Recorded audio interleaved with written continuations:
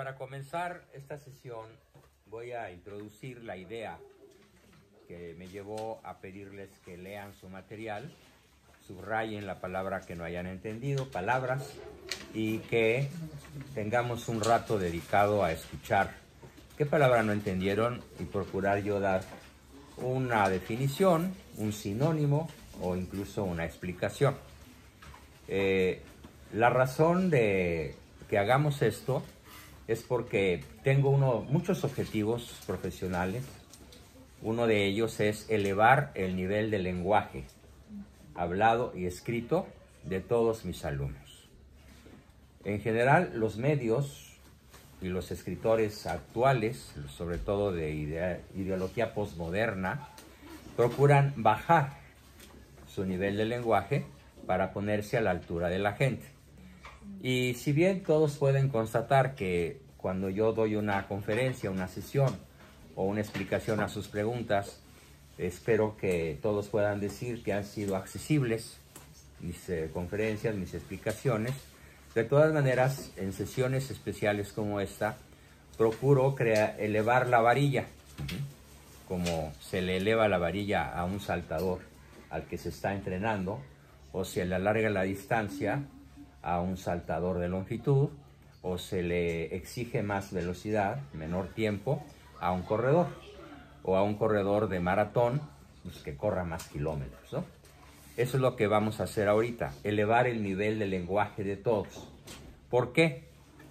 Porque no tener un lenguaje apropiado que nos permita expresar ideas, sentimientos, principios, valores, virtudes, tiene muchas desventajas. Es como si viviéramos encerrados en un casco de acero que nadie puede abrir. Si yo no sé lo que quiero decir o no encuentro la palabra apropiada para decir lo que quiero explicar, pues soy un prisionero. ¿De qué? De mi propia ignorancia. Y si el otro no escucha, no recibe lo que yo quiero transmitirle, pues entonces él tampoco va a saber verdaderamente lo que me pasa.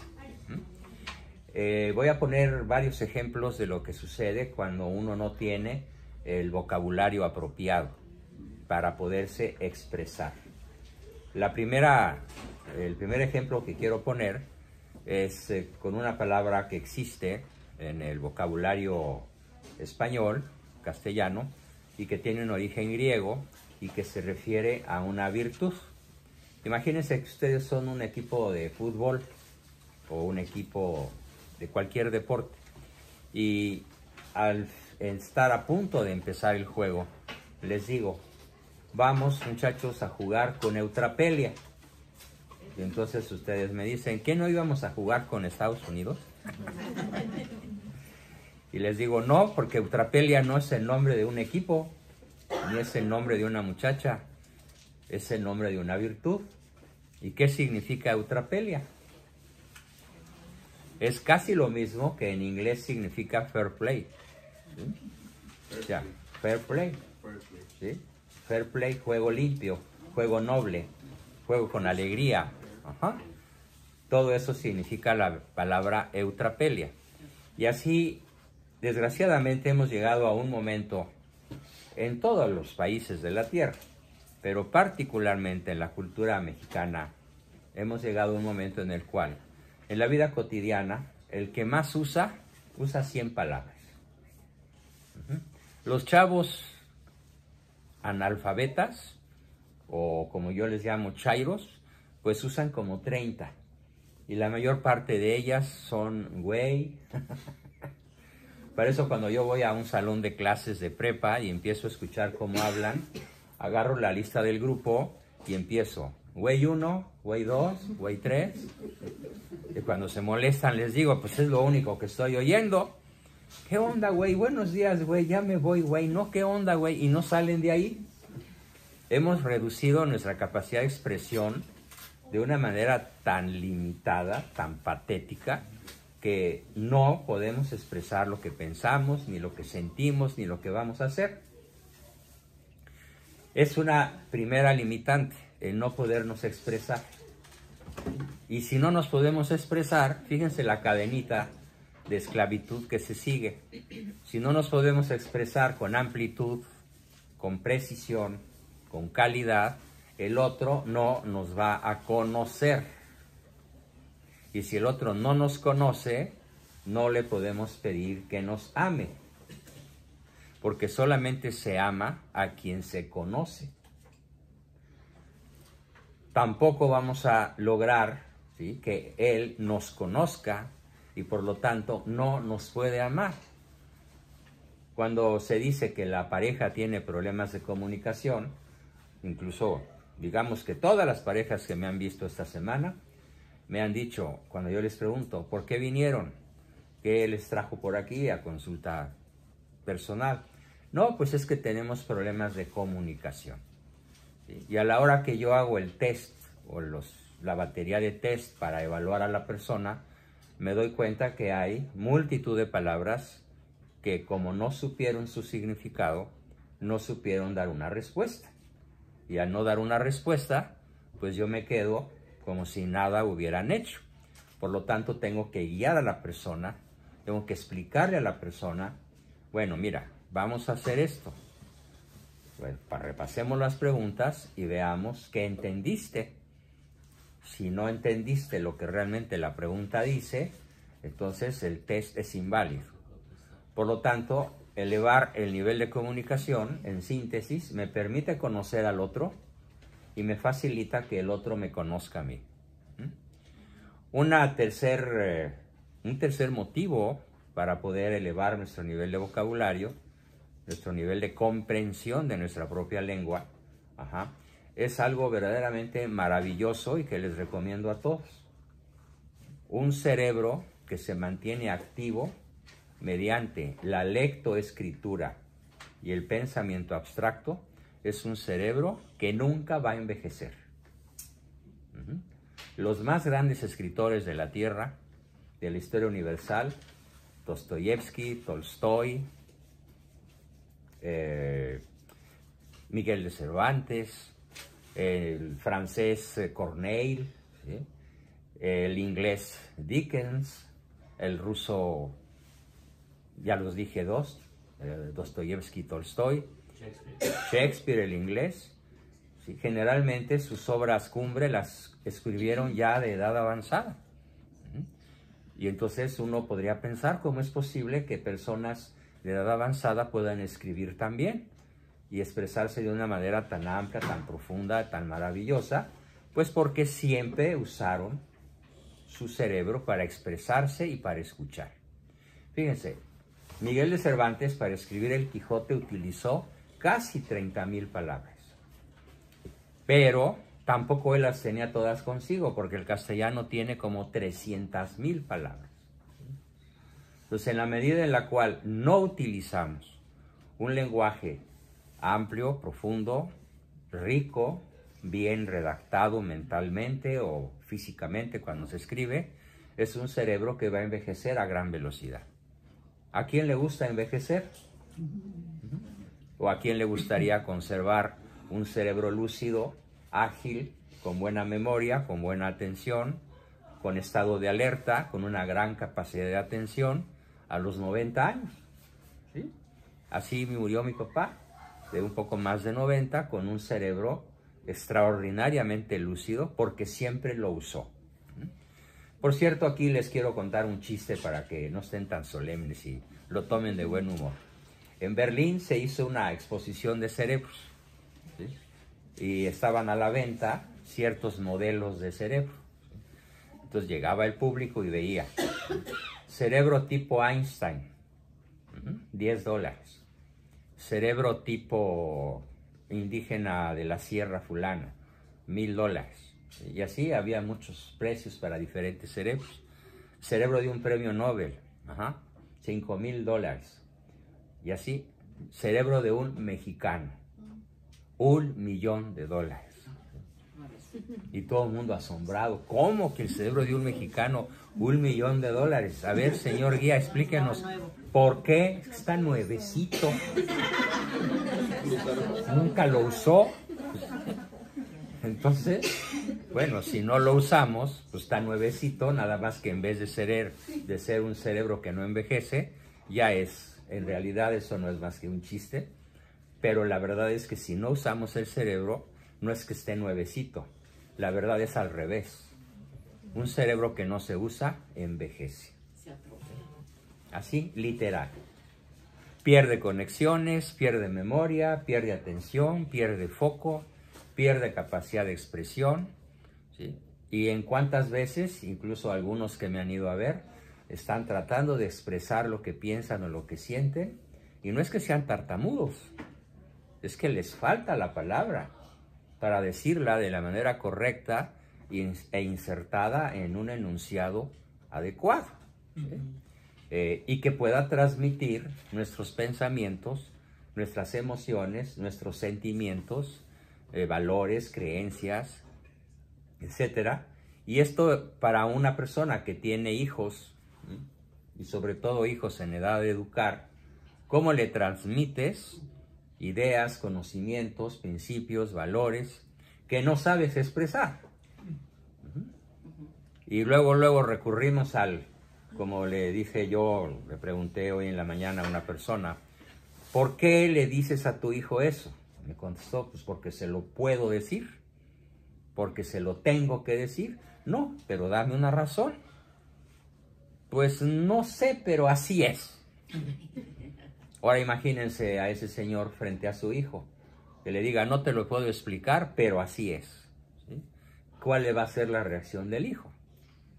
100% de veces, rebeldía.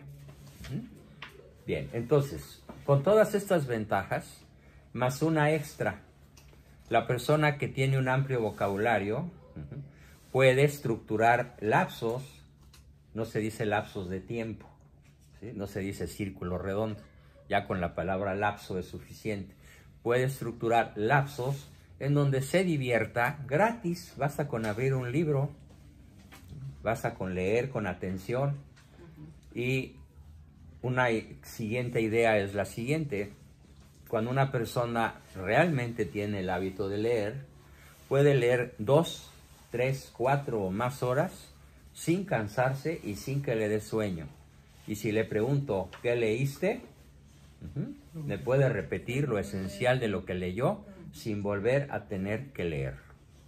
Con todas estas ventajas, se justifica entonces que hagamos de este folleto. Cuando lo estaba yo por imprimir, dije, bueno, ¿qué tal si le quito las palabras raras? Y una vocecita interna me dijo, no, mejor pregúntales qué significan. Y aquí estamos, ¿no?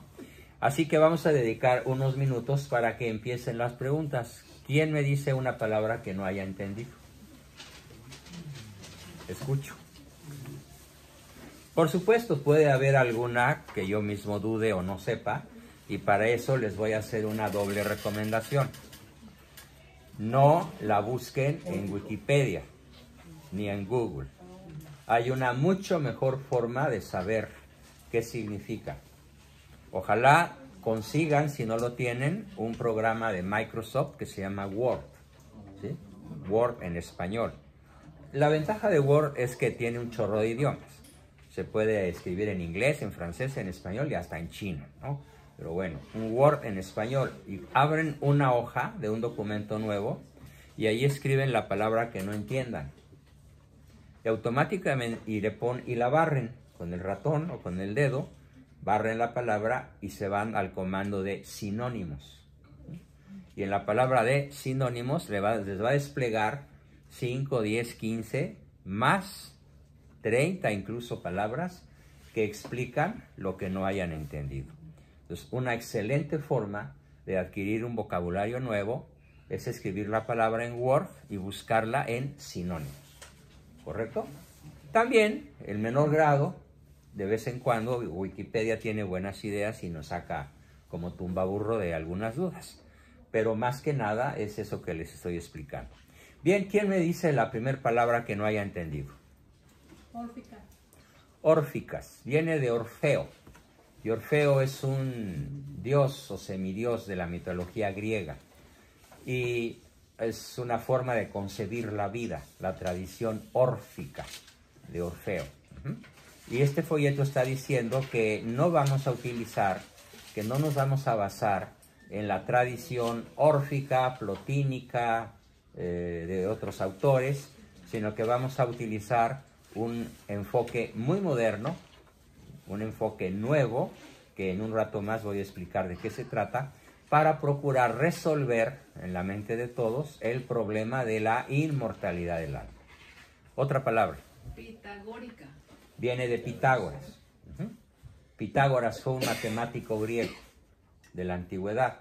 ¿Te acuerdas en la secundaria cuando te enseñaron el teorema de Pitágoras? No, llegué ahí, nomás fui a hacer de primaria. Bueno, pues Pitágoras fue un matemático de la antigüedad griega que descubrió que la suma del cuadrado de los catetos es igual al cuadrado de la hipotenusa. ¿Qué quiere decir eso?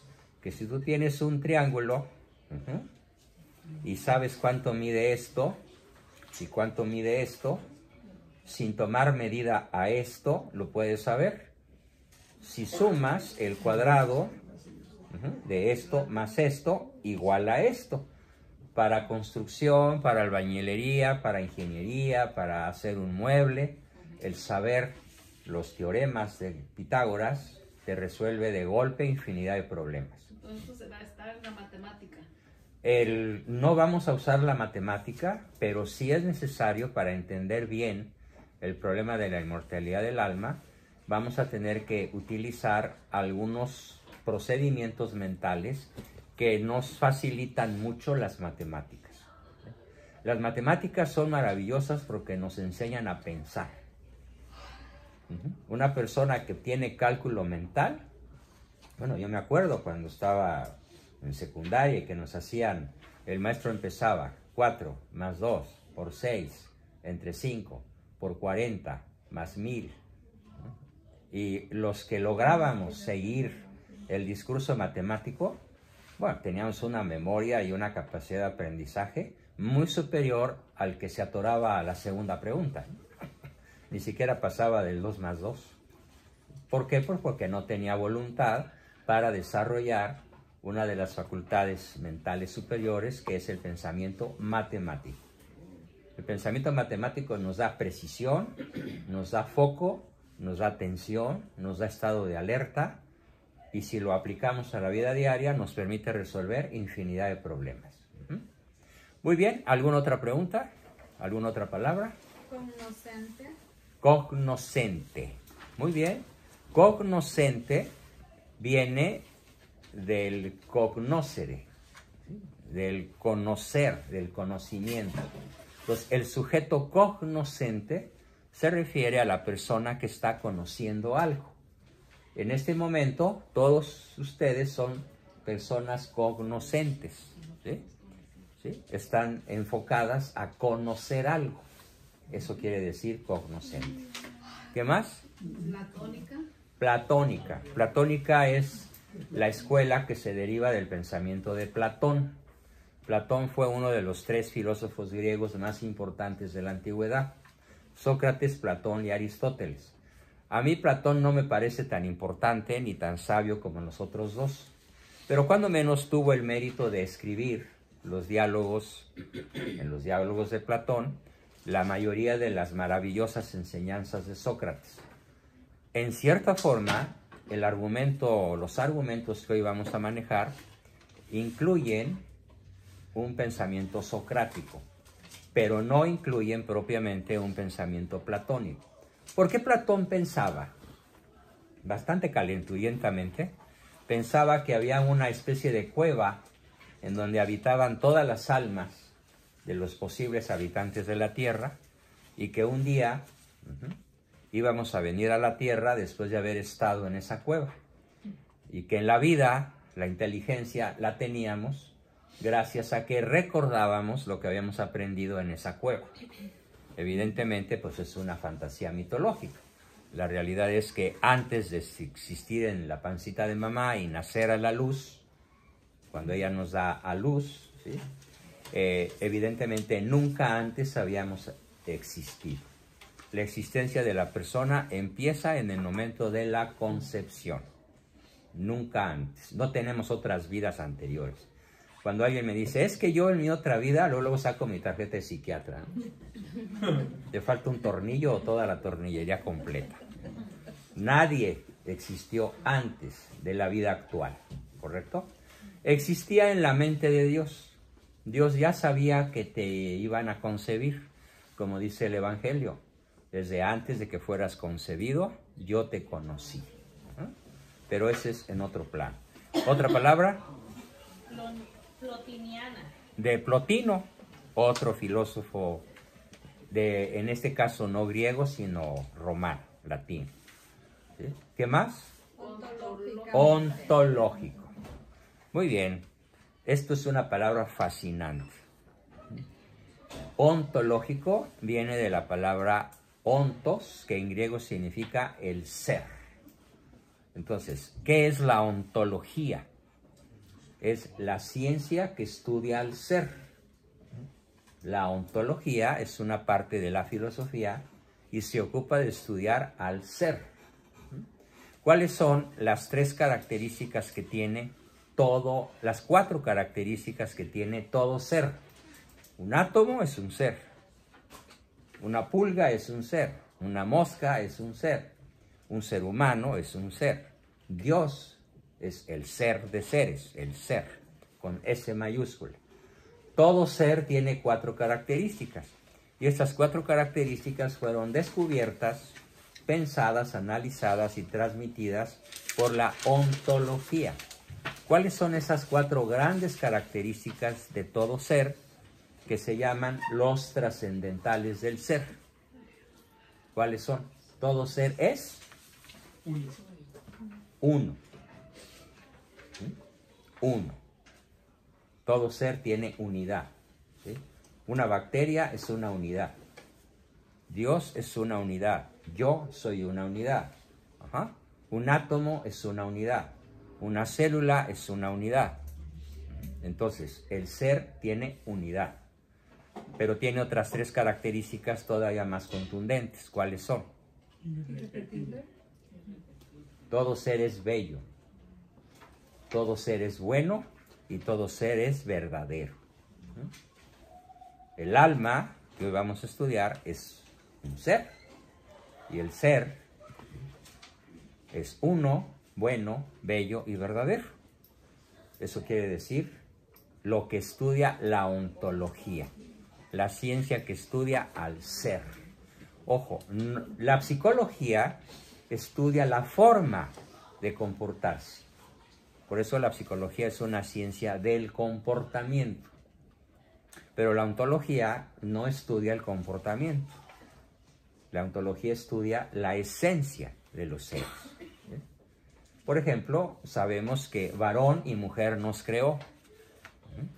Eso es, así fuimos creados, varón y mujer. La ONU dice que hay 112 formas de sexualidad. Bueno, eso es una desviación ontológica que contradice el modelo original de creación divina.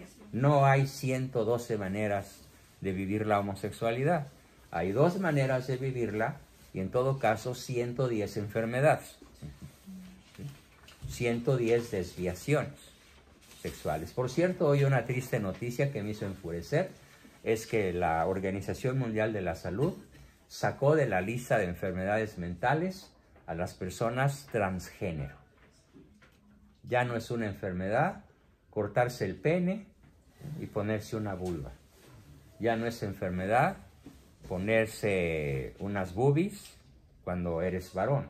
¿Sí? Ya no es enfermedad.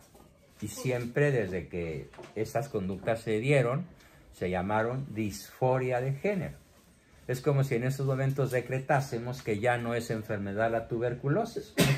No, ya un tuberculoso es normal. Aunque tenga tisis y eche bocanadas de sangre, pues todos nos vamos a morir, ¿no? ¿Qué más da? ¿Sí? Déjenlo que viva con su tuberculosis, pues déjenlo que viva con su transgénero. ¿Sí? Esto es inadmisible porque contradice uno de los principios fundamentales de la ontología, que nos dice, lo que es.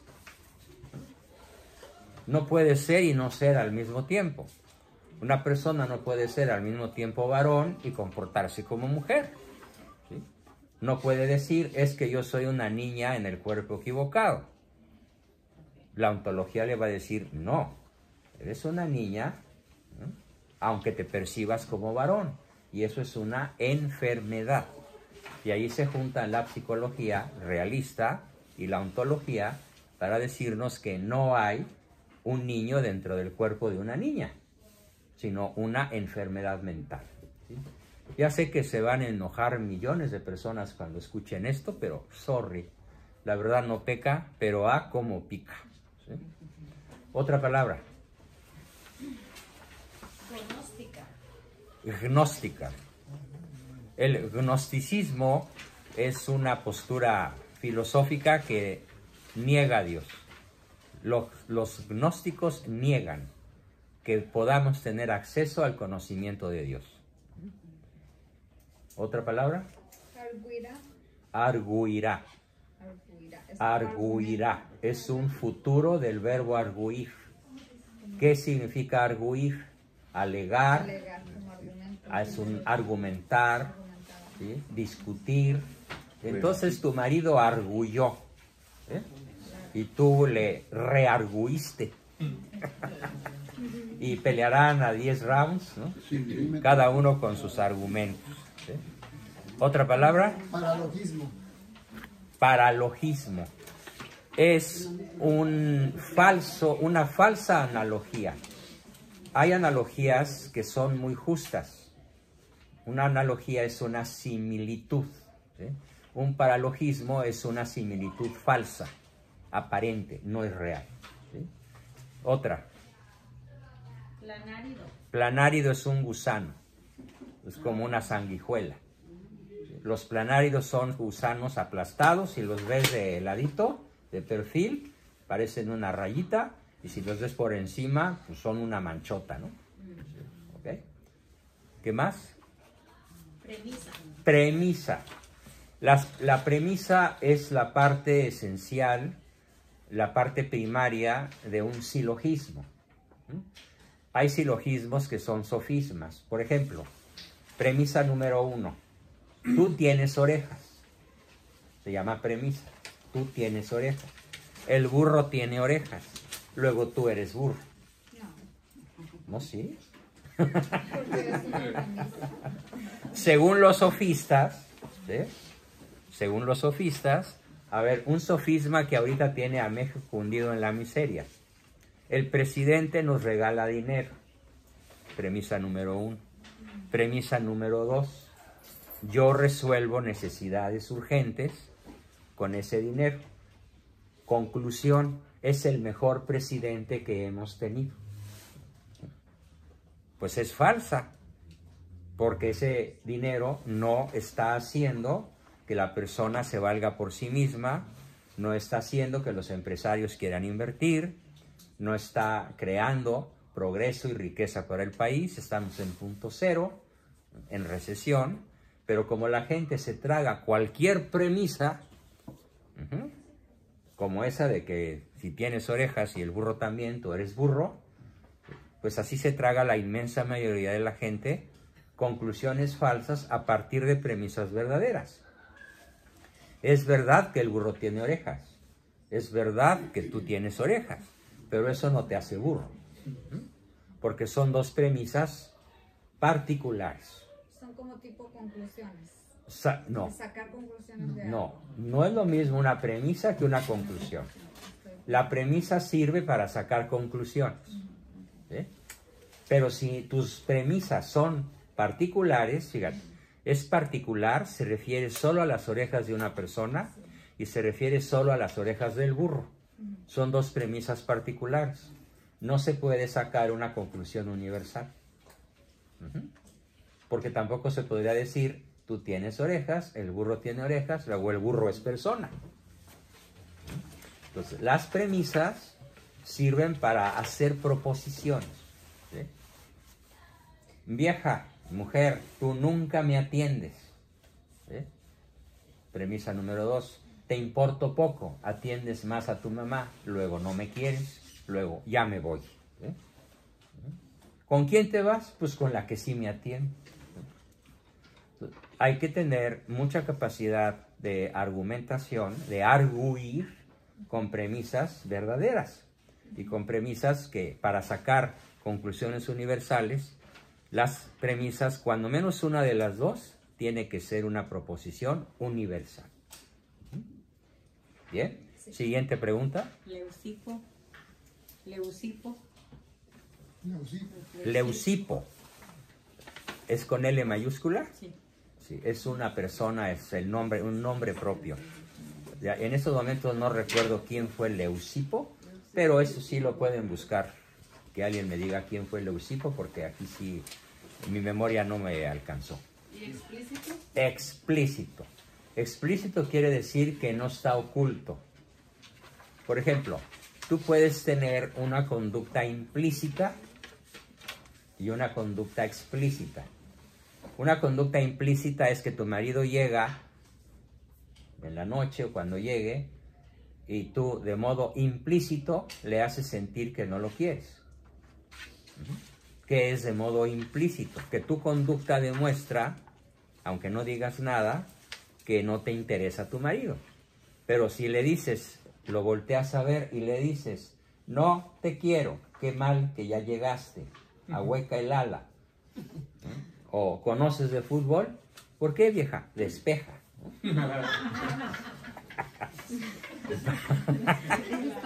De modo explícito le estás haciendo sentir tu desprecio. Lo estoy explicando. Muy bien. Se lo estás explicando de manera abierta. Eso quiere decir explícito. Ajá. Muy bien. Todavía tenemos chance. Inaniquilable. Perdón. Inaniquilable. Muy bien. Inaniquilable quiere decir que se trata de un ser al cual no puedes aniquilar. ¿Y qué quiere decir aniquilar? Volverlo nada. No. No es matar. Desaparecer. Aniquilar es... que no queda nada. No queda nada. Se acabó. ¿Sí? Si un perro se muere, si una pulga se muere, en cuanto perro queda aniquilado. Pero la sustancia de la cual estaba formado es inaniquilable. Los átomos no se aniquilan. Los neutrones, los electrones, los protones que forman la materia no se aniquilan. Y este es un principio que descubre Albert Einstein en la física, que dice, nada se crea, nada se destruye, todo se transforma. Entonces, ¿el ser humano es aniquilable? A ver, hagamos ahorita un ejercicio en vivo. Ahí les va. Bien importante. Mucha atención.